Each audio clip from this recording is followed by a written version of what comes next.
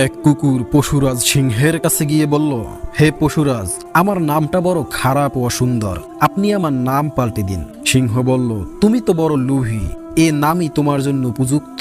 কুকুর বলল, তাহলে আমাকে পরীক্ষা করে দেখে নিন, ভালো নামের কাজ করতে পারি কিনা। সিংহ কুকুরকে এক টুকরো মাংস দিয়ে বলল, এটি কাল পর্যন্ত তোমার কাছে আমানত রাখো, আগামীকাল তোমার কাছ থেকে এটি ফিরিয়ে নিব এবং সুন্দর করে দেখে তোমার একটি নাম রেখে দিব। কুকুর মাংসটি নিয়ে ফিরে গেল। কিছুক্ষণ পর তার প্রচন্ড খিদে পেল। তখন সে মাংসের খণ্ডটির দিকে তাকিয়ে জিভের লালা ফেলতে লাগলো। খাওয়ার ইচ্ছে থাকলেও নাম পাল্টাবার কথা স্মরণ করে ধৈর্য ধরে অপেক্ষা করতে লাগলো। কিন্তু এক পর্যায়ে যখনই তার প্রকৃতিতে লালসার উদ্রেক হলো, তখনই তার ধৈর্যের বাঁধ ভেঙে গেল এবং মনে মনে বলল, ভালো নাম দিয়েই বা কি হবে, কুকুরও তো ভালো নাম। এরপরই সে মাংসের খণ্ডটি খেয়ে ফেলল।